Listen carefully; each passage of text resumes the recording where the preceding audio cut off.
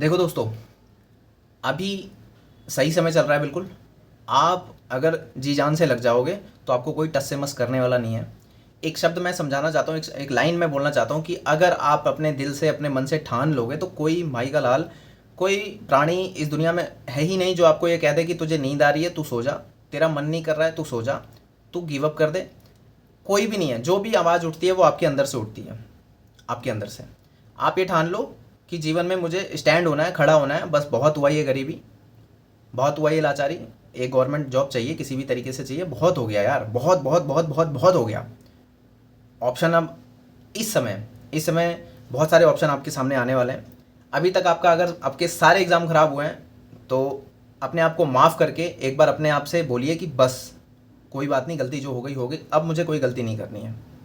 अभी आपके पास ऑप्शन ही ऑप्शन है। देखो, फिर से आपके पास रेलवे एनटीपीसी की वैकेंसी आने वाली है, फिर से आपको रेलवे ग्रुप डी की वैकेंसी आने वाली है, फिर से आपके पास यूपी पैट के माध्यम से लेखपाल बनने का ऑप्शन आने वाला है, यूपी पीसीएस के माध्यम से आपको आरओ की भर्ती देखने को मिलने वाली है। बहुत सारी भर्ती है, ठीक है। तो अपने आप को बदलो और कूद पड़ो। जब तक आप 100% कूदोगे नहीं, आप बाहर बाहर से सोचोगे कि मुझे लूसेंट भी नहीं पढ़नी पड़े, मुझे मैथ के सारे चैप्टर भी नहीं पढ़ने पड़े और मेरा सिलेक्शन हो जाए। देखो यार, 40-50 हज़ार रुपये चाहिए ना, तो रगड़ना पड़ेगा। समझो अपने आप से, ये ज़िंदगी यूट्यूब से नहीं चलती है, समझे। ये जो यूट्यूब पे आप देखते हो ना, ये वर्चुअल दुनिया है। आप मुझे देख रहे हो और यही एकदम कंठस्थ मान ले रहे हो कि हाँ बस हम वीडियोस देखते रहेंगे, ज़िंदगी चलती रहेगी। अरे घंटा यार, कब तक वीडियो देखोगे भाई तुम।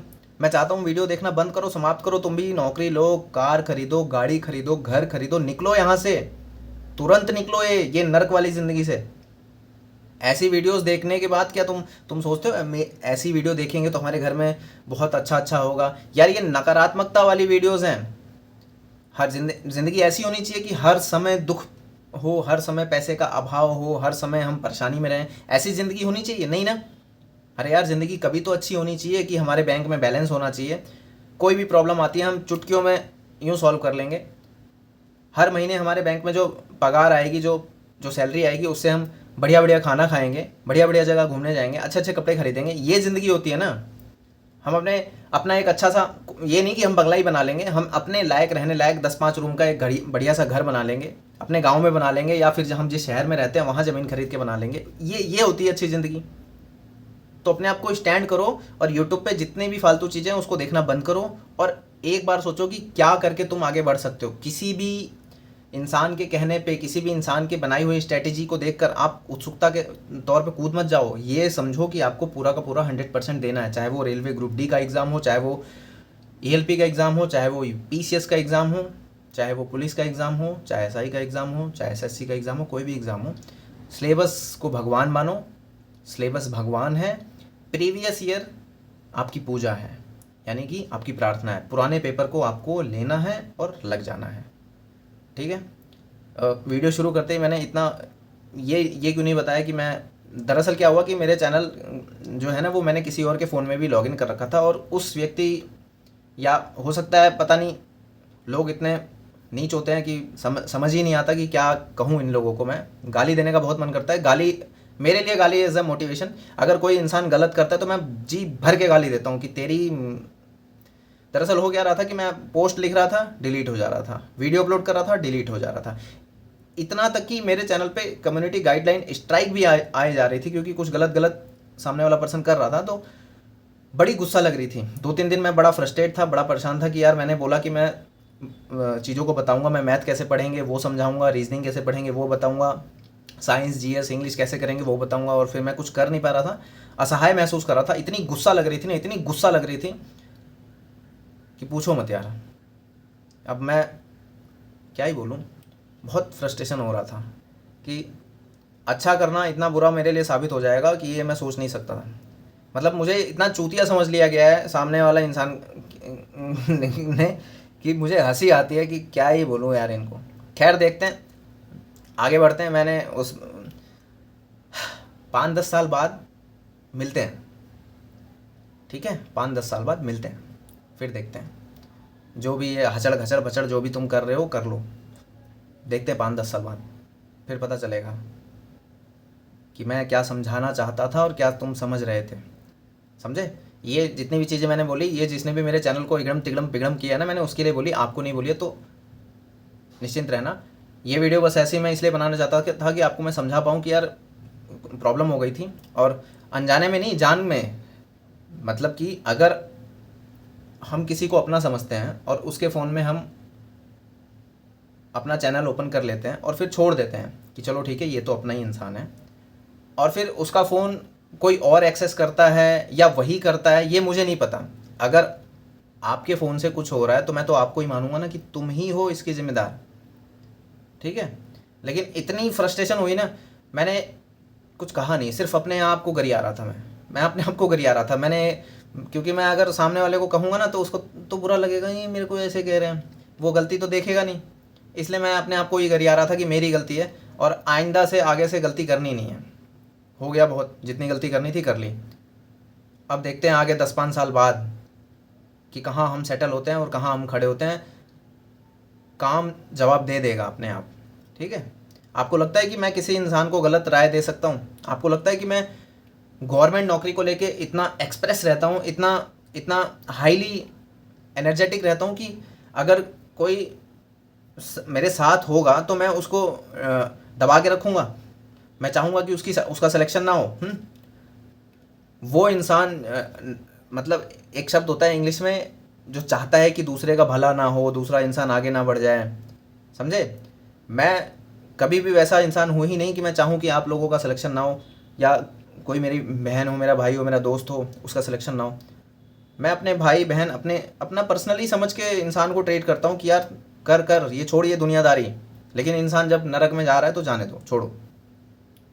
खैर छोड़ो, आप लोगों को ये समझ नहीं आ रहा होगा, बस इतना मैं बताऊंगा कि चैनल वापस ले लिया मैंने, लॉगिन आईडी पासवर्ड सब कुछ एकदम फिक्स कर लिया है।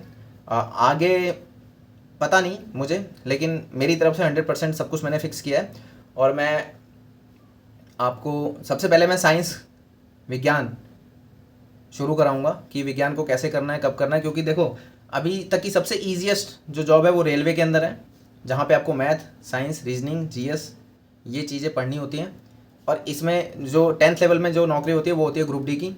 अभी तो ग्रुप डी का एग्ज़ाम चल रहा है, वो तो चला गया, लेकिन अब फिर से लगभग 10,000 से लेके 30,000, 35,000 या 25,000 इसके बीच में फिर से वैकेंसी आएंगी। तो इसके अंदर सबसे बड़ा जो रोल होता है वो होता है साइंस का। 25 नंबर की साइंस आती है, 25 नंबर की इंग्लिश आती है, 30 नंबर का रीजनिंग आता है और 20 नंबर का जीएस आता है। जीएस के लिए आपको करंट अफेयर की मैगजीन, स्पीडी मैगजीन हर महीने की लगातार पढ़ते रहेंगे, चाहे कोई भी एग्जाम हो। जीएस आपको पढ़ता, करंट अफेयर आपको स्पीडी की मैगजीन उठानी पड़नी। किसी भी फालतू की वीडियोस देखो कोई बात नहीं, देखो समझ में आ जाएगा जब समय बिता लोगे। असली जो लड़ाई है ना वो आपकी खुद के अंदर से है। किसी भी बड़ी बड़ी वीडियो को देखो, चाहे आप कोई भी वीडियो देखो यूट्यूब पे जो बनाते हैं, कोई फ़ायदा होने नहीं वाला है। जो 10-10 घंटे की, 8-8 घंटे की बहुत लंबी लंबी वीडियोस लगातार देख रहे हैं, 1-1 साल का करंट अफेयर का वीडियोस देख रहे हैं, अगर 10 क्वेश्चन आते हैं करंट अफेयर के तो उसमें से वो भी 2-3 बना पाएंगे, क्योंकि वो वीडियोस देखने के बाद आप एक्टिव रिकॉल नहीं कर पाते हो उसमें जो सवाल। अब एक परिभाषित तौर पे मैं एक सवाल बता देता हूँ कि प्रधानमंत्री युगांडा गए, उन्होंने 10 गायें वहाँ पे दान में दी। तो ये सवाल आप अगर करंट अफेयर की वो 10 घंटे की वीडियोस देख रहे हो और अगर आप स्पीडी की मैगजीन लगातार पढ़ रहे हो तो आप इस सवाल को मैगजीन पढ़ने के बाद भी लगाओगे, साथ में इसके साथ जो अन्य क्वेश्चंस आएंगे उनको भी लगाओगे। लेकिन जब आप यूट्यूब वीडियोस के माध्यम से करंट अफेयर पूरा करोगे ना, तो वहाँ पे सिर्फ आपको ये हल्के फुल्के ही सवाल दिमाग में रहेंगे। जो एग्जैक्ट पावरफुल वाली, जो आप विंबलडन के बारे में पूछ लिया, मतलब बहुत डीपली अगर पूछ लिया जो याद नहीं रहता है वीडियो के माध्यम से, तो आप नहीं बना पाओगे। इसलिए मैं स्पीडी की मैगजीन बोलता हूँ, उसको लगातार पढ़ते रहो। चाहे आपका यूपी पुलिस का पेपर हो, चाहे आपका आरओ का पेपर हो, चाहे आपका पीसीएस का पेपर हो, मैगजीन जरूर पढ़ो हर महीने की, वीडियोस के माध्यम में मत फंसो। उसके बाद आता है साइंस। एक एक विषय को अच्छे से, कभी आपने एनसीईआरटी की बुक उठाई नहीं, सीधा आप आते हो यूट्यूब पे वीडियोस देखना शुरू करते हो। वीडियो क्या है? वीडियो आपको अपाहिज बनाने का एक सिस्टम बनाया हुआ है लोगों ने। कभी आपको कोई ये नहीं बताता कि बच्चे तुम एक बार ये करो कि तुम 9, 10th की या 6th से लेके 10th तक की आप ये किताब पढ़ो और पहले रीडिंग तो करो। आप ये बताओ कि आपने कितनी बार पढ़ा, 5 बार पढ़ा, 4 बार पढ़ा, 3 बार पढ़ा, उस बुक को कितनी बार रीड करके ख़त्म किया? नहीं, यहाँ पे आता है पेड कोर्स, यहाँ पे आता है बैच, और फिर हो हा हा ही हल्ला करते करते जो मास्टर जो लाते हैं ना बैच, वो न्यूयॉर्क घूमने जाते हैं, स्विट्ज़रलैंड घूमने जाते हैं। पैसा किसका होता है? आपका। सिलेक्शन तो उनका ही होना है जो मेहनत सही में कर रहे हैं, जो जिन्होंने वो किताब पढ़ी, जो जो रीडिंग हैबिट लगा के बैठे हुए हैं। उनका सिलेक्शन नहीं होता जो वीडियो के माध्यम से बैठे हुए हैं। वो ख्वाबों में जी रहे होते हैं कि हमारा हो जाएगा। जिस दिन रिजल्ट आता है उनको सच्चाई समझ में आ जाती है, और 10-5 साल जब बिता देते हैं तब उनके अंदर से वो एनर्जी जागती है कि हाँ यार गलती कहाँ हुई। मैं किसी की बुराई नहीं कर रहा हूँ, मैं आपको समझा रहा हूँ, सच्चाई दिखाना चाहता हूँ। खैर छोड़ो, क्योंकि मैं भी तो इसे यूट्यूब पे आपको पढ़ाने की कोशिश करूँगा ना, आप देख लेना। मैं सबसे पहले साइंस को कराऊँगा और इसके साथ में मैथ को कैसे करना है।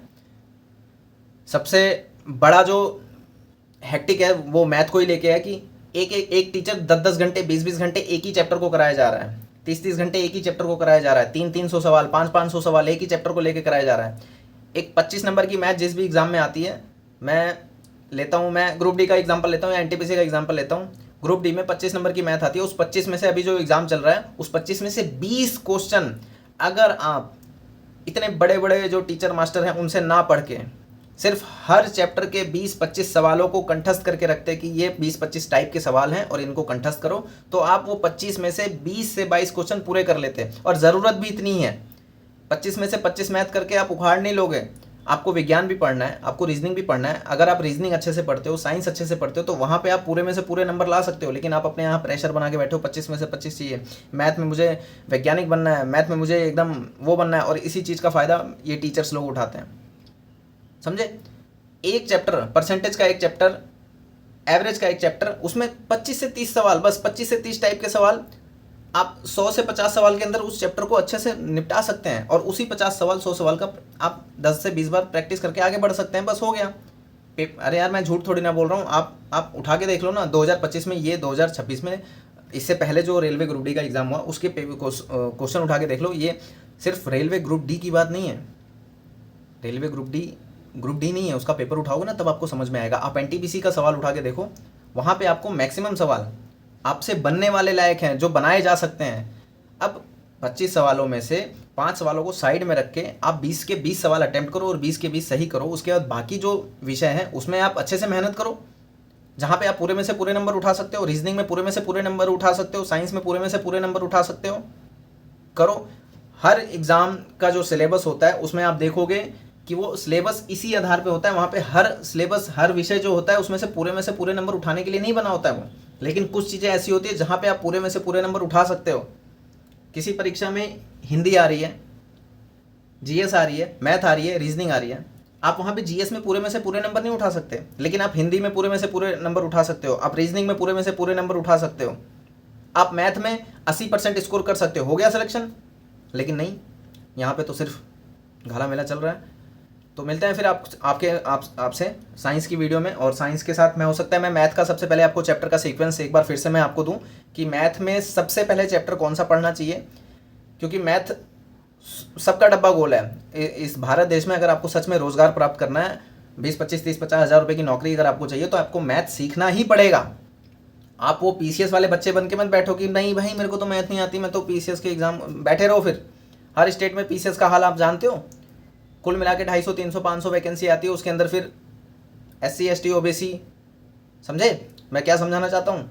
रोज़गार प्राप्त करना है तो अपने अंदर से औकात निकालो कि हाँ भैया एक नौकरी चाहिए। सपने जो है ना वो धरे रह जाएंगे, वास्तविकता समझो। आप पीसीएस का भी एग्ज़ाम दोगे तो उसमें भी सीसेट जैसा एग्ज़ाम एक होता है, वहाँ भी मैथ आती है, रीजनिंग आती है। जब आपको संख्याओं का ज्ञान ही नहीं होगा, आपको फोबिया होगा, तो फिर आप क्या कर लोगे? बैठे रहो फिर जीएस पढ़ते पढ़ते, ज़िंदगी ऐसे ही निकल जाएगी। तो मैं सबसे पहले आपको मैथ का सीक्वेंस बताऊंगा कि कौन सा चैप्टर आपको पहले पढ़ना है। उस सीक्वेंस के आधार पे आप यूट्यूब पे जो टीचर पढ़ाते हैं आप उनका नाम लिखो, अपने काम की वीडियोस देखो, अपने मतलब की चीज़ें देखो, और फिर कॉपी बनाओ, नोटबुक बनाओ। और अगर आपको किसी का नहीं समझ में आ रहा तो मैं फिर शुरू करूँगा। मैं आपको मैथ का 1 चैप्टर, 2 चैप्टर, 3 चैप्टर, 4 चैप्टर ऐसे कर करके 25 के 25 चैप्टर पूरे के पूरे करा दूंगा। और हर चैप्टर में 25 से 30 सवाल, 40 सवाल जो लगेगा।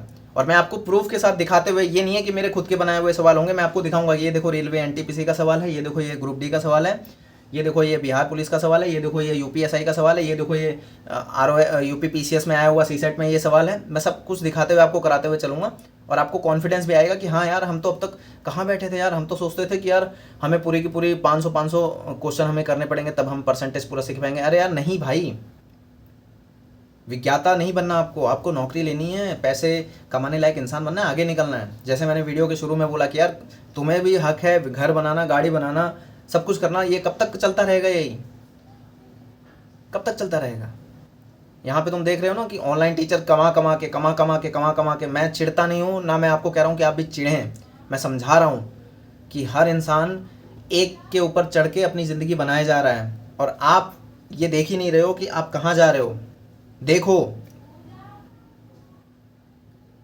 देखो, ये जो 100-100 रुपये के, 500-500 रुपये के, 600-600 रुपये के कोर्स आते हैं, ये कोर्स तुम्हें बर्बाद कर रहे हैं। तुम्हें सिर्फ ख्याली पुलाव दिखाते हैं कि हाँ तुम ये ले लोगे तो ये हो जाएगा। भाई लेने के बाद उसी इंसान का होगा जिसने अपने ऊपर सच में काम किया है। अपना भरोसा अपने अंदर रखो, अपना टीचर खुद से बनो।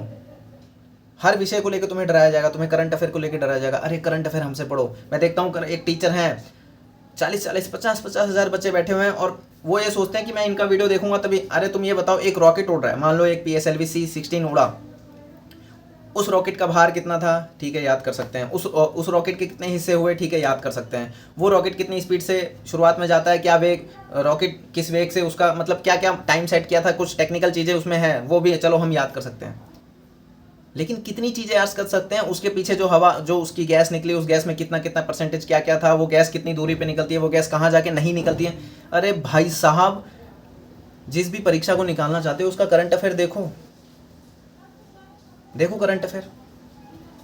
क्या इतनी सारी चीज़ें आती हैं जितनी वो पढ़ा दे रहे हैं, और फिर आप अपना मत्था पकड़ के बैठते हो, भाई नहीं हो पाएगा, नहीं हो पाएगा। क्यों नहीं हो पाएगा? क्योंकि आप गलत जगह पे फंसे हो ना। आप देख रहे हो वहाँ 10-10, 20-20, 50 पर, भाई वो देखना भी गलत नहीं है। देखो तुम अपना काम अपने आप से अपना टीचर बन के खुद करो। तुम वो करंट अफेयर की मैगजीन पढ़े जा रहे हो, पढ़े जा रहे हो, पढ़े जा रहे हो, पढ़े जा रहे हो, पढ़े जा रहे हो, 5-5 एक महीने की करंट, हर महीने नई करंट अफेयर आती है, इतनी पतली सी होती है। ऐसी नहीं है कि इतनी मोटी है, इतनी पतली सी होती है। तुम उसको कर सकते हो, पढ़ सकते हो। अगर तुमने 10-5 बार उसको पढ़ लिया, उसके बाद तुम वो वीडियो देख रहे हो ना, तो तुम्हारे वो काम भी आएगी। लेकिन तुम सीधा उस सोचो कि हम वो वीडियो देखें और हमारा हो जाए, नहीं होगा। आंखें खोलो, आंखें खोलो, अपना मन की आवाज़ सुनो। तुम्हें अपना खुद का गुरु बनना पड़ेगा। मैं तुम्हें बैसाखी के ऊपर चलाने लायक वाला बंदा नहीं बनाना चाहता, मैं तुम्हें सेल्फ इंडिपेंडेंट बनाना चाहता हूँ। आज क्या हो रहा है, कोई भी टीचर तुम्हें मतलब खुद से खड़ा होने नहीं देना चाहता। वो ये सोचता है कि मैं अपना दिखाऊं और लोग समझें कि भैया ये है तो ही मैं कर सकता हूँ। नहीं, क्यों नहीं कर सकते भाई, क्यों नहीं कर सकते? कर सकते हो। सारा खेल डर का है, सारा डरा डरा के यहाँ पे माहौल बना रखा है। खैर छोड़ो, बहुत अजीबोगरीब बातें मैंने बोल दी आपको, ठीक है। मेरे ऊपर भी तो ये चीज़ लागू होगी। मैं आपको, देखो नौकरी लेने के लिए हमें क्या करना चाहिए? सबसे पहले हमें गणित पे वार करना चाहिए, रीजनिंग पे वार करना चाहिए, ठीक है। करंट अफेयर हमें हर महीने पढ़ना चाहिए। ये 3 चीज़ हो गई। इसके बाद हम आते हैं जर्नल स्टडी। जर्नल स्टडी में क्या होता है? History, polity, geography, statics, science, ठीक है। तो मैथ, रीजनिंग, करंट अफेयर, और फिर हम साइंस पढ़ते हैं, क्योंकि साइंस एक अलग ही अपने आप में, वो जीएस तो है ही, जनरल स्टडी तो है ही, लेकिन उसके अंदर भी एक अलग ही पार्ट है। तो हमें साइंस पढ़ना चाहिए। साइंस के बाद फिर हम क्या पढ़ें? तो जो हिस्ट्री, पॉलिटी, जियोग्राफी आती है उसको पढ़ना चाहिए, स्टैटिक पढ़ना चाहिए। तो ऐसे कर करके धीरे धीरे खाना खाओ, धीरे धीरे धीरे धीरे धीरे धीरे सारी चीज़ें पढ़ के वन मैन आर्मी बन के और फिर मैदान में आ जाओ। और इस मैदान में आने के लिए ये भी है कि आपको डायरेक्शन फिक्स रखनी है, आपको कौन सा एग्ज़ाम क्रैक करना है। अब आपको अगर मान लो रेलवे ग्रुप डी का एग्जाम क्रैक करना है, तो आपके लिए हिस्ट्री, पॉलिटी, जियोग्राफी बिल्कुल बेकार है, आपको पढ़ना ही नहीं है। आपको क्या काम करना है? दिन रात सुबह शाम सिर्फ math, reasoning, science, math, reasoning, science, math, reasoning, science, math, reasoning, science. इसी तरीके से अगर आपका एनटीपीसी है तो आप math, reasoning, GS, math, reasoning, GS, math, reasoning, GS, GS यानी जनरल स्टडी, जिसमें स्टैटिक्स के क्वेश्चन होंगे, हिस्ट्री, पॉलिटी, जियोग्राफी के क्वेश्चन होंगे। तो जो पेपर आपको क्रैक करना है उस पेपर के अनुसार अपने आप को ढालो, समझे? लास्ट जो वीडियो थी वो भी मेरी लगभग 20-22 मिनट की थी, डिलीट हो गई यार। मैं इतना, मुझे गुस्सा लगा ना कि क्या ही बोलूँ यार, इतनी गाली निकल रही है ना, बहुत ज़्यादा फ्रस्ट्रेशन हो रहा है। बट कोई बात नहीं, गलती मेरी है तो मैं अपनी गलती को एक्सेप्ट करता हूँ। अब ये वीडियो नहीं डिलीट होगी, गारंटेड। और मिलते हैं आपसे मैथ और साइंस की वीडियो में, ठीक है। आप अपने सवाल नीचे लिख सकते हो, क्योंकि मैं सब कुछ पूरा का पूरा मैं अपनी कोशिश करता हूँ बताने की, लेकिन आप नीचे सवाल भी लिखेंगे तो उस सवाल के आधार पर मैं आपको चीज़ें समझा पाऊँगा। नीचे सवाल लिखिए, सवाल ज़रूर लिखिए, ठीक है। ठीक है। मेरी कोशिश ये रहेगी कि मैं आपको बाबू नहीं बना सकता, लेकिन मैं आपको बाबू मतलब जो दफ्तर में बैठते हैं वो वाला बाबू, सोना बाबू नहीं, दफ्तर में बैठने वाले बाबू।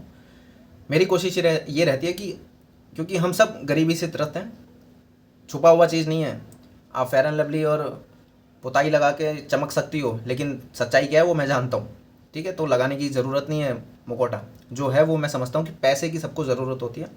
रोज़गार एक बार मिल जाए, चाहे वो कुछ भी हो, सिर्फ एक बार नाम हो जाए कि हाँ उत्तर प्रदेश सरकार के अधीन हम काम कर रहे हैं, हम सेंट्रल गवर्नमेंट में काम कर रहे हैं, हम कोई भी किसी भी स्तर की नौकरी होनी चाहिए, गवर्नमेंट होनी चाहिए। उसके बाद हम अपने जीवन को कहीं भी ले जा सकते हैं, लेकिन पहले एक नौकरी हो जाए। तो वो जो पहले एक नौकरी हो जाए, मैं उसके लिए काम करता हूँ, मैं उसके लिए वीडियोस बनाता हूँ कि एक बार रोज़गार तो मिल जाए इंसान को, उसको मैं जगह तो दूँ। उसके अंदर जो ये इंसान मर चुका है, जो वो ये ख्वाब देख रहा है, सिर्फ वो व्लॉग में घुसा हुआ है, वीडियोस में घुसा हुआ है, दूसरों की गाड़ी दूसरों का घर देखे जा रहा है, कम से कम उसको मैं जगह तो पाऊँ कि भैया तू भी तो लेने लायक बन। क्या तेरी हिम्मत नहीं होती है? क्या तुझे नहीं लगता कि मुझे भी लेना चाहिए घर, मुझे भी लेनी चाहिए गाड़ी, मुझे भी ये अच्छा अच्छा खाना खाना चाहिए? लेना चाहिए ना। मैं भी तो इस लायक हूँ। तो मैं उस इंसान को जगाने के लिए बार बार वीडियोस बनाता हूँ रोज़ रोज़। और अब मेरे अंदर का एक नया इंसान भी जाग के आया कि यार सब कुछ होते हुए भी मैं सिर्फ आपको मोटिवेशन देता रहूँ तो गलत है। इसके साथ में एग्ज़ाम को कैसे फोड़ना है, एग्ज़ाम में कैसे हमें क्या काम करना है वो भी तो मैं बताना चाहूँ, वो उसको भी तो मुझे बताना चाहिए। तो चलो फिर शुरू करते हैं। फिर मैथ्स रीजनिंग साइंस सब कुछ हम आपको समझा देंगे। लड़ना आपका काम है, करना आपका काम है, बताना मेरा काम है, ठीक है। मिलते हैं फिर नेक्स्ट वीडियो में। थैंक यू वेरी मच सुनने के लिए।